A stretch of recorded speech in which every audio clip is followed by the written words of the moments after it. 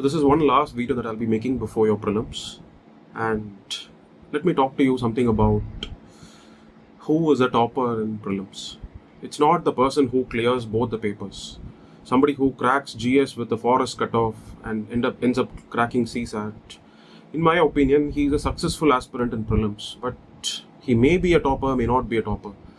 But one thing is for certain, as an aspirant who, despite knowing that they are not going to crack general studies, maybe the number of attempts could be lesser, maybe the number of incorrect could be higher, the nature of question paper this year can turn out to be a bit more difficult.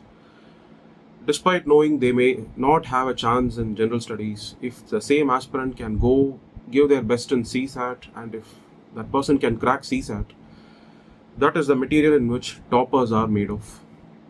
Because it's easier to know that you have performed well in general studies and then be at your best when you go and appear in your CSAT paper. But for someone who knows for sure that they're not clearing general studies and still they're able to muster this emotional strength, this courage to go and face CSAT paper and perform well, that kind of a resilience, that kind of a capacity to spring up from your failures, right? That will be tested in a lot of ways throughout all the three phases of this examination. And this is one opportunity for you to prove to yourself that you are a topper.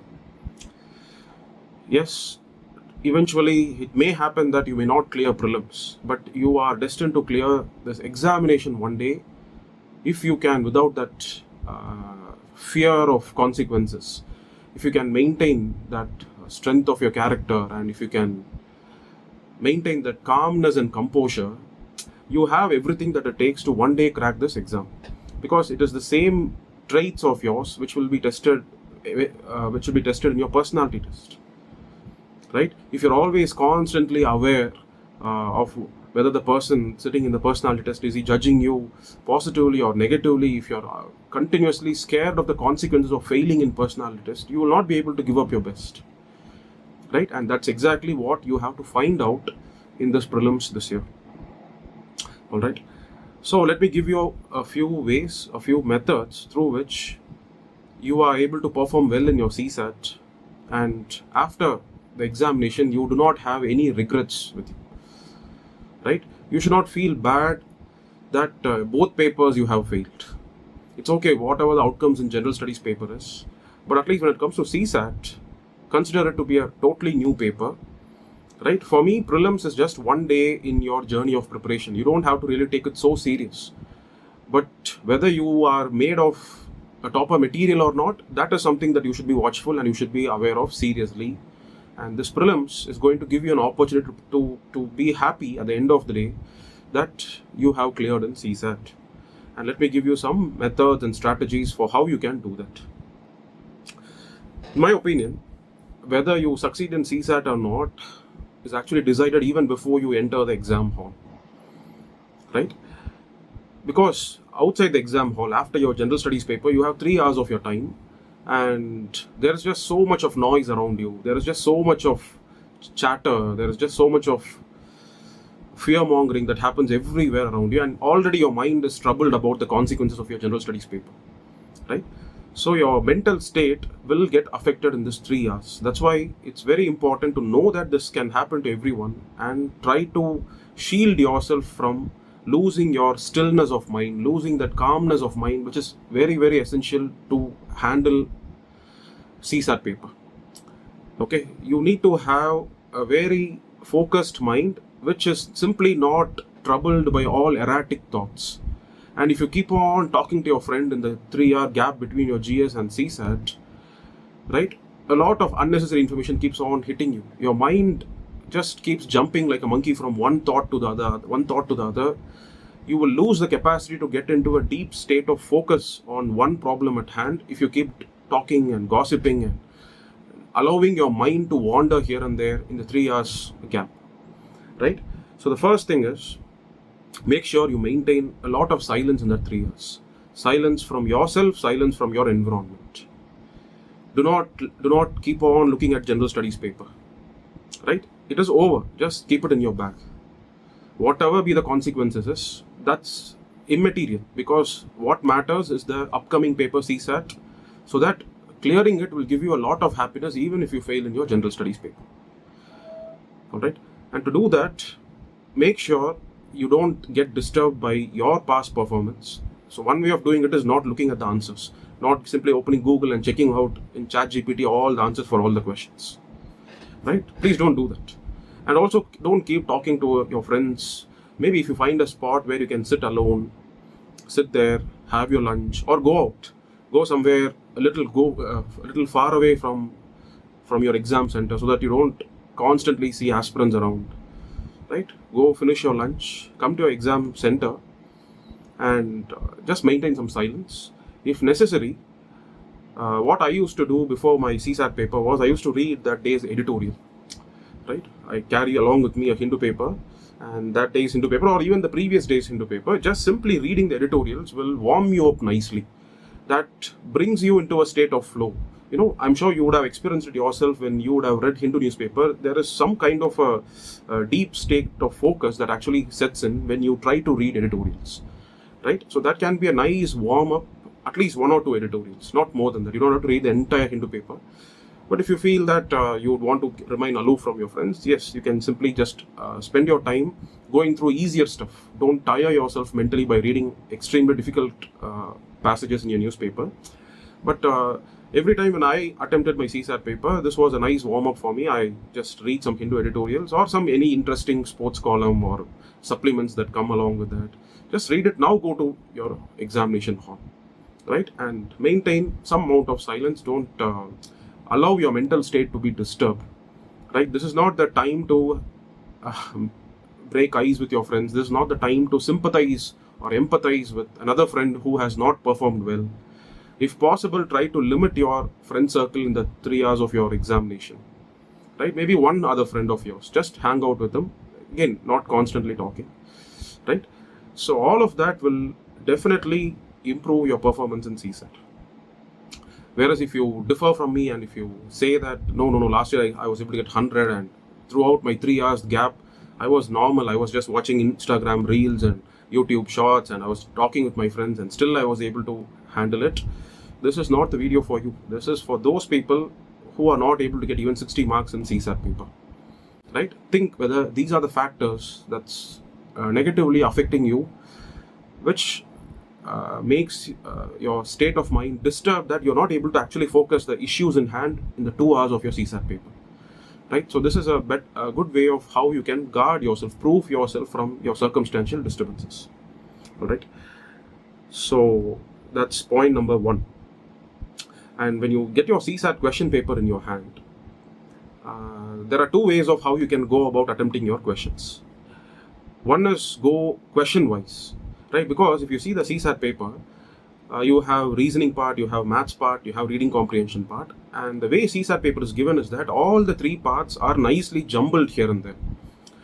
So a very good strategy is to go sequentially, solve the first 3 or 4 passage questions, go to the next 2-3 maths questions, then go to the reasoning question, right? In a question wise order, right?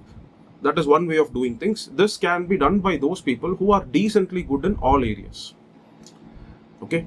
But for aspirants who may not be really good with all areas, my approach is you pick and choose what you're going to attempt first, right? You divide the entire time, the entire 120 minutes that you have with you, divide it into 3 parts. The first 45 minutes, the next 30 minutes, and the last 45 minutes.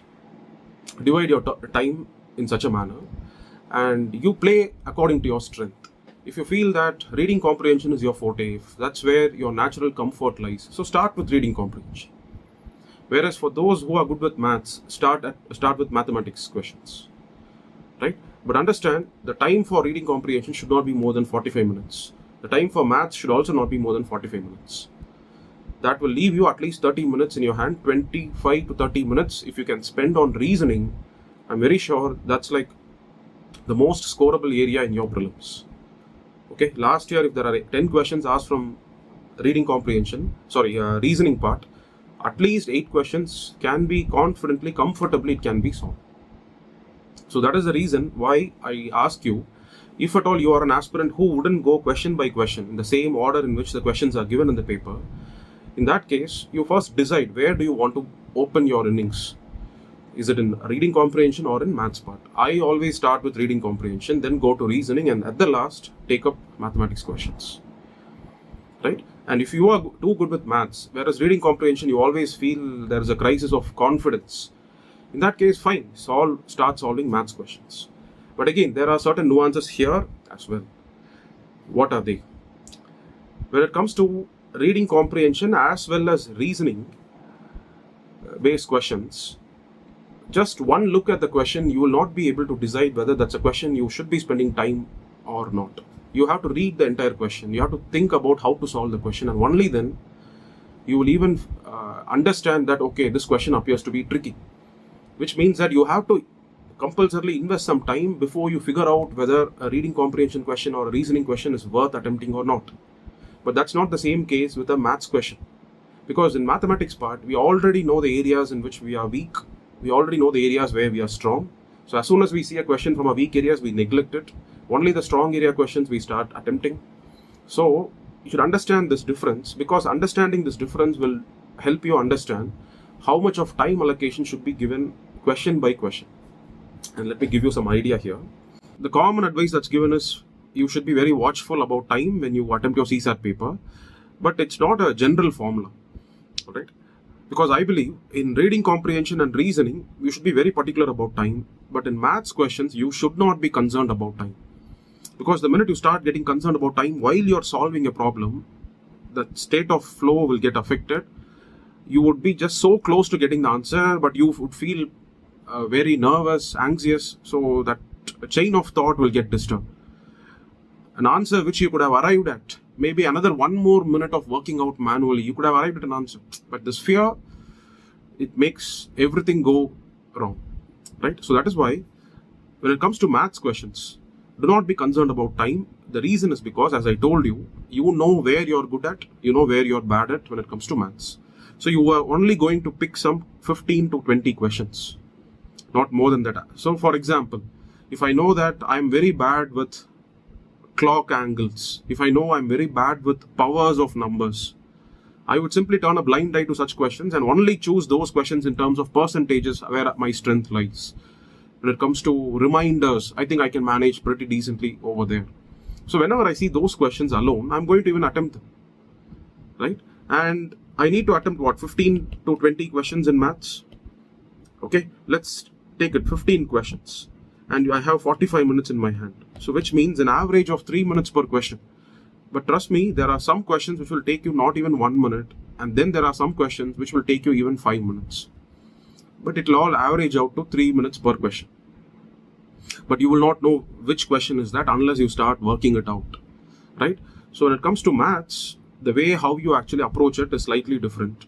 But when it comes to reading comprehension as well as reasoning, you have to get into the problem. You cannot just look at it and decide that it's difficult, I'll leave it unattempted. When you start reading the passage may appear to be difficult. But when you look at the options given, the options may be so easy. There could be some two extremely worded options which would immediately strike in you a sense that these two are wrong options, right? So you cannot judge your capability of reading comprehension before you even start reading it, and before you even have a look at the options given.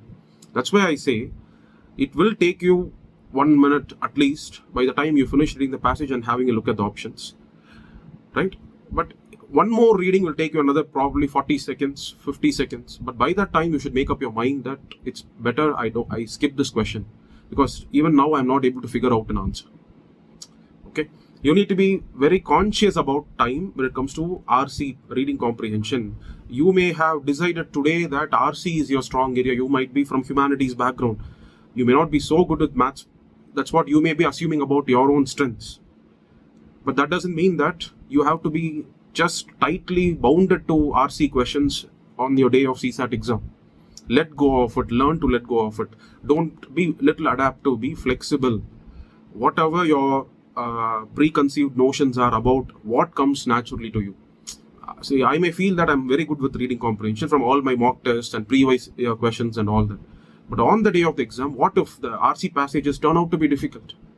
But that doesn't mean that I should start losing my hope. That doesn't mean that I should spend even more disproportionate amount of time trying to get the RC questions, which is actually difficult, right? That's why I say, when it comes to reading comprehension as well as reasoning, you start the process, but the minute it comes to your realization it appears to be difficult, move to the next passage. There will be an easier passage to handle. And even if there are 4 consecutive passages which are very difficult, do not be worried. UPSC will compensate for that by giving some easy reasoning questions. Alright, so be watchful about time in reading comprehension as well as reasoning. But when it comes to maths, since I told you that you can be very choosy about the questions that you attempt, you know already, there is already a gut feeling inside you which says that this is a question I can probably get right. And that is why you are even working it out. So when you start working it out, do not stop it. Keep working. Let it even take 4.5, 5 minutes. Do not be worried. Okay, because there will be some other question later which you can get probably in 1 minute right. Okay, and to prove that is very much possible, I have already made a video, right? So I'll just show you that video. So the link is given in the comment section. All right, so this is a video by the title of cracking CSAT without any formula. Once you have a look at that, you will be able to actually realize that what I say is true. There are at least 20 questions from maths where you don't need any formula. All you need is that confidence that it can be manually worked out. And when you start working it out, or if you do not have the time to work it out, maybe you can have some glimpse of this video where I would have proved to you that some questions can be got instantaneously right. Some questions do take some amount of time manually working it out. But overall, there will be at least 15 to 20 questions which you can definitely solve and get right. So that's why I insist on this element of flexibility, adaptability, right? Do not be under the belief that nothing other than reading comprehension will work out for you, so you have to simply just keep on investing time. And the vice versa. There are aspirants who would keep believing that it's only in maths they have a chance of scoring. Why? Because in all the full tests, in all their academy tests, the way they were able to crack CSAT was through maths. So they hold on firmly to that belief that it is maths where they should compulsorily get right, and they unnecessarily start attempting questions that should not have been attempted. All right. So these are the fundamentals. All right. With this fundamentals being clear, let me walk you through topic-wise strategies. Okay. So I have something to discuss with respect to what would be the do's and don'ts when you attempt those 80 questions. When it comes to reading comprehension based questions, what should you be doing? What should you not be doing? When it comes to reasoning questions, how do you figure out which questions to invest some time in? Right? How do you figure out how to get the answers right? I have some methods for that. And when it comes to numerical questions, what can help you get a safe attempt in the maths based questions? So these are what we'll be having a discussion for the next 15 or 20 minutes. All right. So let's start discussing. First, let's start with reading comprehension based questions. All right. So I'll make use of a certain CSAT question papers which are given to me by some aspirants. By looking at the question paper, I'm able to figure out where the issues lie. Why were the aspirants not able to get the answers correct? Just by looking at the question, I'll walk you through that so that you also can get a sense. And if you are doing these mistakes, maybe you can guard yourself from committing these mistakes. So what you have here on the slide is basically the 2023 and 24 CSAT question paper, right? So a lot of aspirants, what they do is, when they read the passage, they constantly keep on underlining. And I don't even understand what is there to underline. And how do you even decide what to underline before you even know what UPSC is expecting out of the passage, right? So look at that. Look at the passage here. The student has underlined, scientists studied, they found, longer lag, more protracted. Okay, there's no reason to round this alike. Underlining, for example. Okay, this is a very bad habit when you approach reading comprehension questions. Imagine tomorrow you become a collector of a district or a superintendent of police.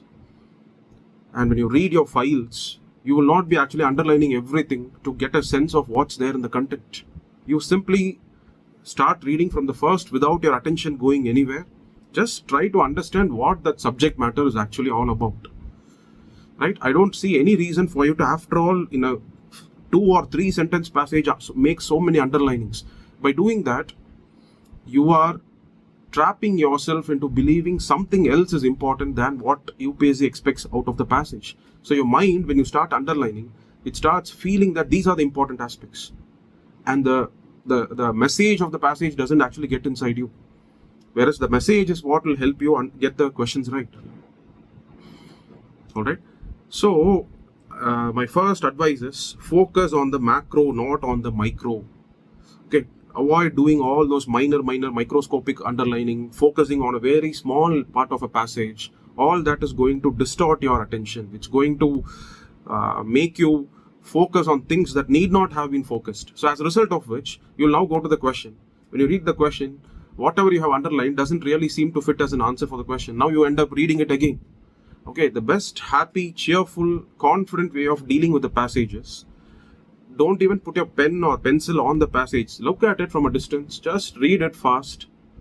Okay, or read it at your own pace. After reading, now you think once about the passage. How many sentences? 3 sentences. In the first sentence, what is mentioned? Second sentence, what is mentioned? Third, what is mentioned? Broadly.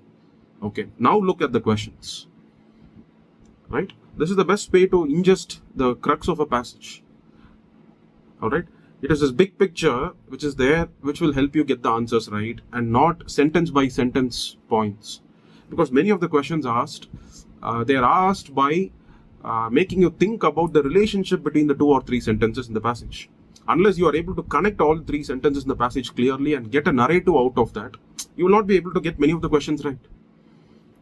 Okay, but I think this habit actually comes from your daily habit of underlining your editorials when you read.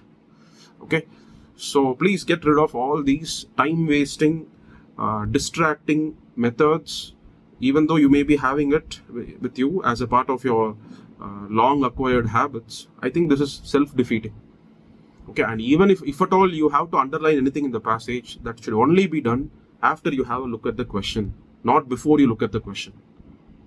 Right? So this is point number 1. So do not do all of these things, because there's no reason to even put your pen on the question paper when you read a passage. Such a short passage. Okay. All right. So this is first point. Second is, there is no reason to underline logical inference, assumptions. What is the crux of a passage? What is the central idea of a passage? Okay. If I were to test you, I'll simply remove this logical interface and I will give you which of the following reflects the core message of the passage. You will still go and get the same correct answer. When your mind starts believing that all these words actually carry a great meaning to them, and if you actually aware of the belief system that each of the word has a different way of getting an answer right, I don't know who taught you that. It's better you start leaving that, just abandon this thinking that it's these words like assumptions, inferences, it is these words that are going to get your answers right. No, you don't even have to look at this part. Without even looking at this part, if you were to simply read all the 4 points, you will still be able to get the same answer right. Okay, so aspirants tend to give undue importance to what these words mean, and somebody would have coached them into believing that these words have a distinct way of approaching the passage. Now you start fooling yourself into thinking, oh, that's a different way of getting the answer right. Okay, otherwise I don't see any reason why all these words should be underlined in the first place. Okay, if you're underlining, it means that there is some misdirecting of thought that is actually happening to you, which you're not even able to realize. Because this entire reading exercise is a very easy one. You read the content, now look at the options. Definitely two of the options will look very weird, very odd, something out of the place. It has nothing to do with that passage. You will only have to play with the other 2 options. And among the other 2 options, whichever seems best, you will end up getting it right. Okay, I find these are strategies, these are methods which unnecessarily will take you in the wrong direction, which unnecessarily will end with you wasting a lot of time. So avoid them. Okay, and in the recent years, what I have observed is UPSC, in the middle of the reading comprehension questions, it gives 2 or 3 passages where the passage is very small, right? Very small. And there is only one question that follows the passage. And I felt getting these passages are a little bit tricky. Okay, the 2 passages are from the year 2024 prelims. Okay, I feel even very abstract passages which are a little bit longer and which have 2 questions following them, they are easier to handle. Whereas these small passages, the problem, I'll tell you what it is. It feels like all the 4 statements can actually follow from that passage. I'm not able to feel any one of the statements to be actually incorrect. Everything seems to be logically right. Okay, so that's why I have written here, let go of such passages. Okay, tomorrow in the exam, in another week, when you write your CSAT paper, when you come across this one question passages, your mind will start tempting you to attempt those passages. Why? Because it's a very small passage, it's only 2 sentences. And I believe UPSC is intentionally doing it, giving you a very small passage to trick you into making an attempt of these passages. Okay, I'm not saying the upcoming year the passage will be difficult, but when you read a small passage and when you feel all 4 options seem to be equally right, better to leave it unattempted. Most probably your answer will go wrong. Okay, so this is another point which I would like to tell with respect to handling reading comprehension, right? So the do's and don'ts of reading comprehension, what is that? Do not circle, underline while reading passage. Have a free flow of reading. Okay, because when you keep on underlining, you are obstructing the coherence between the sentences being built in you. Okay, it's like you're obstructing, you're stopping the connections that needs to be meaningfully formed between the sentences, and only that meaningful connections will be able to give you the essence of the passage. All right, so don't do that. And there's another point which I'd like to tell you, which is learn to identify disconnections and distractions. What do I mean by that? Let's have a look at it. You see, there are some passages here. Okay, and these are 2024 questions, and these are 2023 questions, right? There are 4 passages here. And when I read all these passages, I'm able to clearly understand each of these passages have a lot of factual data. According to studies, there are anywhere from 5 to 15% less productive than they could have been. India also has largest tuberculosis burden, costing 170 million work days. Okay, numbers are unnecessary for this passage, because when you see numbers, your mind automatically starts perceiving that there is some difficulty involved. Your confidence starts getting affected here. But actually speaking, when you read the entire passage, learn to read ignoring the numbers. In all these passages, wherever the figures are given, right, actually I feel those are meaningless. It's only given to make you feel a certain amount of difficulty. Okay, now look at this question. By the time children reach class 8, bulk of them tend to be in the age of 13 years to 15 years. In our country, about a quarter of all children in class 8 struggle with reading simple text. Every year, 25 million young boys. Okay, so there are just so much of numbers. But when you go to the question that is actually, that follows this passage, none of these data really matter to have got this question right.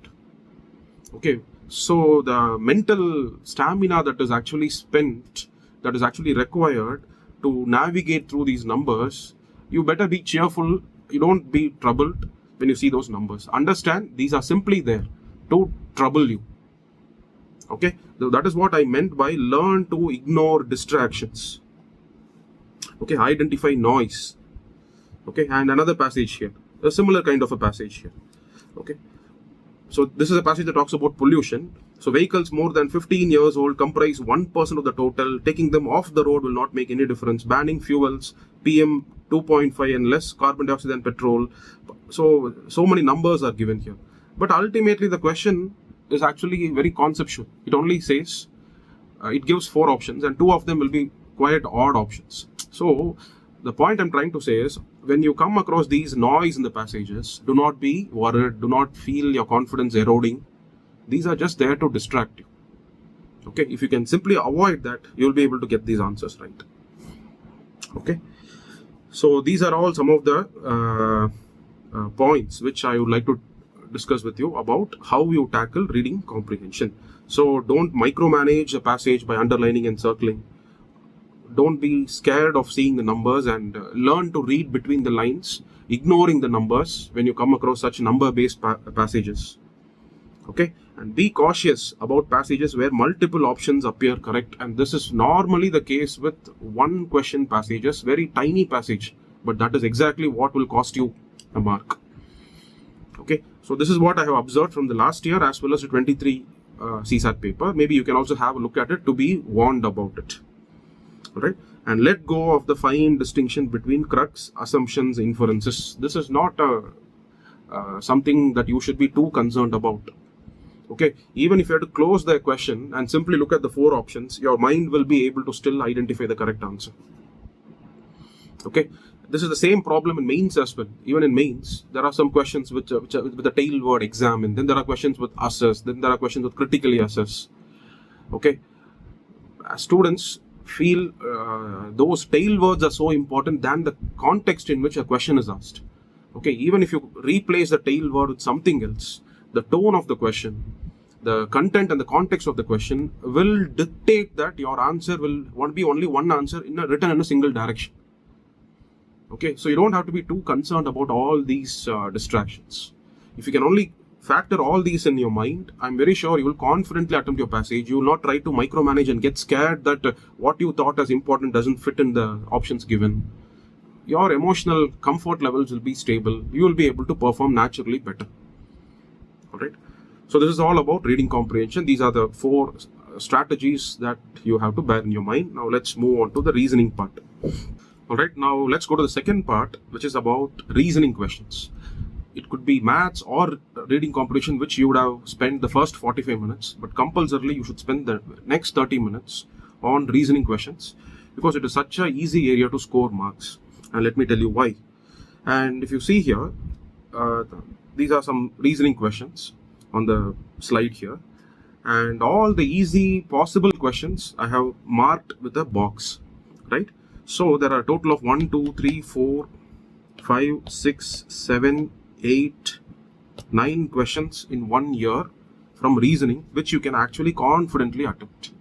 And let me tell you what are the factors which makes me have that confidence that these questions can be got right. See, first is, all these are statement-based questions, right? Most of them are statement-based, like a proposition is given, then first statement, then second statement, and then the options are like whether one statement itself is able can help you get the answer right or wrong. So this is how the questions are all framed, right? So when you look at the questions, okay, let's say this particular question number 69. Okay, what is the question? What are the values of m and n, where m and n are natural numbers, so they are not fractions. Okay, they are whole numbers, they are natural numbers. And there are 2 statements given. M plus n is greater than mn and m is greater than n. The product of m and n is 24. Easy. Because when it comes to the second statement, product of m and n is 24, which means that either the value is, let me just solve it so that you can easily get it, understand how I do it. Product of m and n is 24. So what are the possibilities? 24 into 1, or 12 into 2, or it could be 8 into 3, or it could be 6 into 4. So m and n can only be of this combination because the product is 24. So understand, when I see this question, why did I start choosing this to work out? It's because I know that the product is given simply as 24. If instead of 24 it was given as 446, now I'll be hesitant to approach this question, because there could be so many combinations of numbers which can finally give this product a big number, 446. But if it's a small number like 24, there are only 4 possibilities, right? So the second statement is satisfied. And look at the statement 1. M plus n is greater than mn. Okay, and m should be greater than n. Okay, so think of 6 into 4. Let m be 6, n be 4. So what is m plus n? M plus n is 10. Is 10 greater than 24? No, it is not. So this cannot be the case. And it says m is greater than n. So let's take this combination. Let this be m, let this be n. 8 plus 3 is 11. Is it greater than 24? No, this is removed. 12 plus 2 is 14. That's also removed. So it leaves us with only one option here, which is 24 into 1, which is m is 24, n is 1. So m plus n is 25, and 25 is definitely greater than 24, and m 24 is greater than 1, which is n. So everything is satisfied, which means that just with these 2 statements, I'm able to exactly arrive at the answer for the value of both m as well as n, right? So understand, it's such a simple question, And why am I even attempting it? Why am I deciding to attempt this question after going through the question?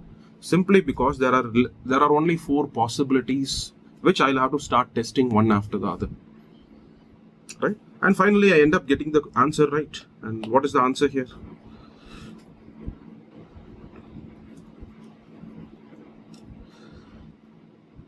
The answer is basically the question can be answered by using both the statements, but it cannot be answered using either statement alone. Very logical, right? Just by imagine the first statement is actually not even given. The product of m and n is 24. Just with this, will I be able to get the values of m and n? Because there are so many, there are 4 possibilities, right? What if statement 1, m plus n is greater than mn and m is greater than n, right? So this is so imaginary. It can be any combinations, anything multiplied by 1 into 24 or 1 into 34 or 1 into 27. Any of these values can fit into this first statement. Why? Because 27 plus 1 is 28. 28 is greater than 27. So 34 plus 1 is 35. 35 is greater than 34, right? So just with one statement in my hand, either of the statement in my hand alone cannot give me the answer. But when I use both the statements, it gives me the right answer. Okay, I go for option C as the right answer. Very, very simple, right? So instead of me spending time solving each and every question from these reasoning parts and proving it to you, let me give you a general formula. The general formula is when you look at the question, see if the number of possibilities are lesser. If it's lesser, it is easier to start working them out, right? Look at the next question. So simple. What is the time required to download a software? First statement is size of a software is 12 MB. Second statement is transfer rate is 2.4 KB. So 12 MB, make it into same unit. So 12,000 KB, right? And the transfer speed is 2.4 kilobits per second. So we can easily find out how much of time, and they have, they are asking you what is the time required to download the software. So 12,000 KB divided by 2.4 kilobits is the total time that it will take. Okay, so using both the statements, you can get the answer right. But using only one of the statement, you cannot get the answer. Very, very simple. So let me not waste your time trying to solve each and every question here. But let me tell you what type of question can you possibly leave unattempted when it comes to reasoning. I'll tell you. Wherever you find questions, where you find fractions, okay, sum of their ages is 11 by 6 times their difference. So in those kind of questions, I feel it consumes a lot of time. So it's better to leave those kind of questions. Okay, and look at this. Is x plus y an integer? 2x plus y, is it an integer? X plus 2y, is it an integer? Right? So it feels like there are just so many combinations that can actually come here. I'll have to start manually substituting each and every value and then figuring it out. It is going to consume a lot of time. And as expected, the student has also left out exactly those type of questions. Maybe he or she would have tried attempting it, they would have tried solving it, and they were not able to get these questions right. So question number 58 is left unattempted. 43 is left unattempted. Whereas you see question number 44 is attempted. Question number 45 is attempted. Okay, so wherever she has marked it with a red tick mark, it means that the question has been successfully attempted and got right. Alright, so when it comes to reasoning based questions, understand certain principles. First is go for questions where the possibilities of values that can be given are lesser, so that it makes it easier for you to substitute values and then try it out. Okay. Second, wherever in the questions you find fractions being used in the statements. For example, another question here as well. Look at question number 55. There are again question and 2 statements. X received what 4/5 of y plus z totally received. Y received 2/7 of what x plus z totally received. Now, working your way around with this kind of a statement, this kind of equations will be actually tricky. Okay, we are not able to clearly get easy values here. Okay, exactly 55th question has also been left unattempted, which is a very intelligent way of attempting the reasoning questions. Okay, so let me conclude this reasoning strategies by saying 3 principles. First is less possibilities, don't hesitate to try out all the possibilities and be cautious whether you have exhausted all the two statements. Have you checked it all correct or not? Okay, the very first value you got, you should not simply feel happy that, okay, you have got the answer, so both the statements are necessary compulsorily to get an answer right. No, try out all possible iterations. Verify whether you are choosing the right option or not. Okay, because sometimes it may happen that just with one statement and with the question given, you can get the answer right. And I'll show you which question that is. Question number 59, right? It says, a person buys 3 articles, P plus Q plus R is 50. The price of Q is 16 rupees and that is the least. So P plus R is equal to 34. Okay, so P plus R should be 34. Can you give 18 rupees to P?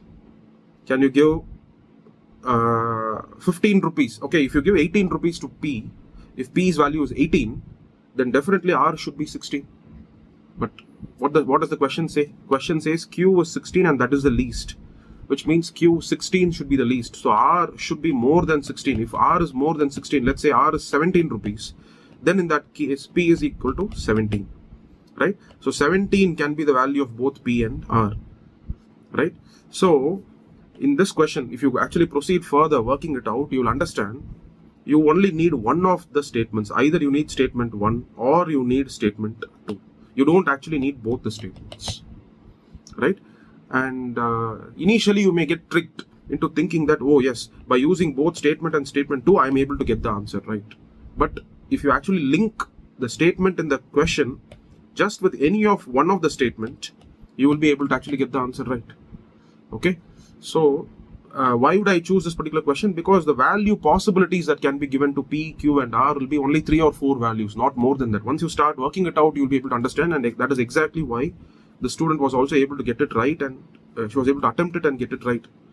Okay, so maybe you can go through these question choices for you. Maybe you can go through these question choices for you to understand why I have marked these questions in red box, because these are the questions which I was able to get values as soon as I start working it out.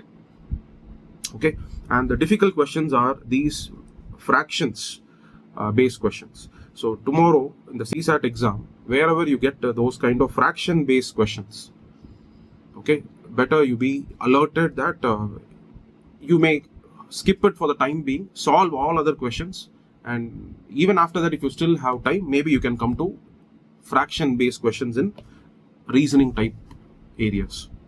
All right. So this is the logic when it comes to reasoning based questions and how you attempt them.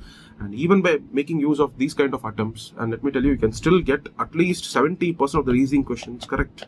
Reasoning is going to be the area which is going to help you clear CSAT in a with a very comfortable margin. So just be careful about the consumption of time that can possibly happen when you start attempting reasoning questions.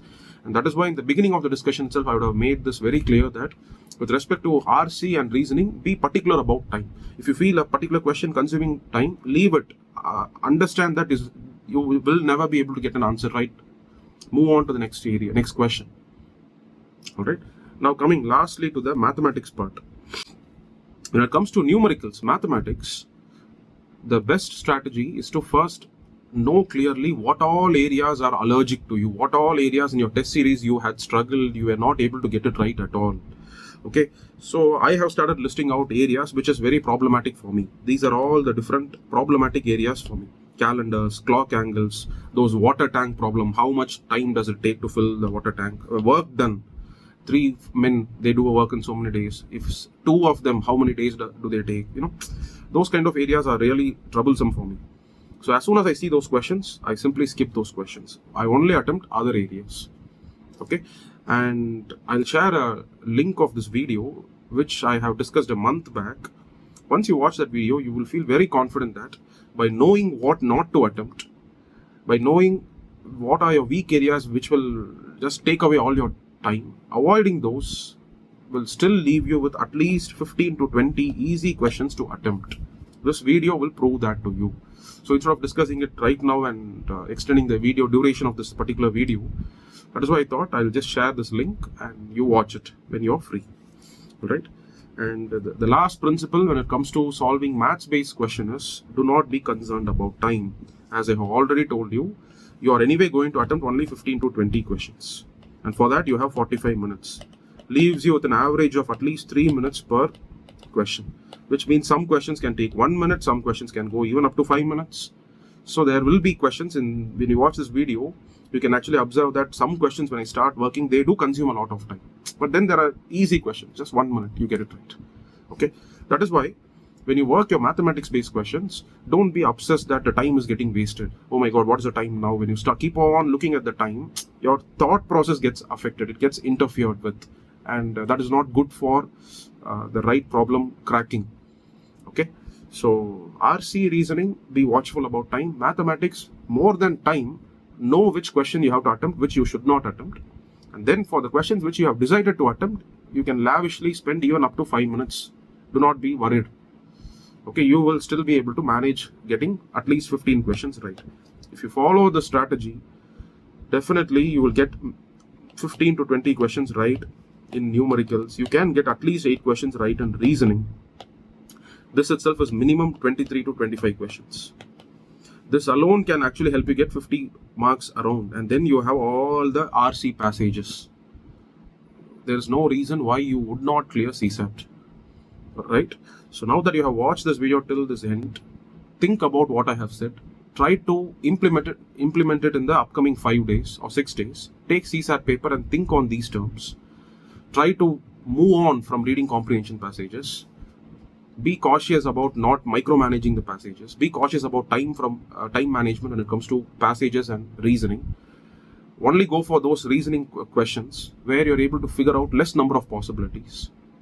Okay, and with those less possibilities, try to prove every option in the question, whether they are given, will it satisfy or not. Right? Just keep doing this for the next 5 or 6 days. I'm sure that will definitely give you that confidence that CSAT paper is actually doable.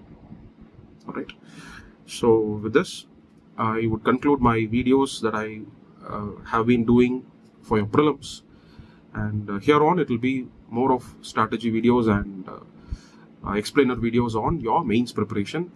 So I wish you all the best, and I hope to hear success stories from you in CSAT.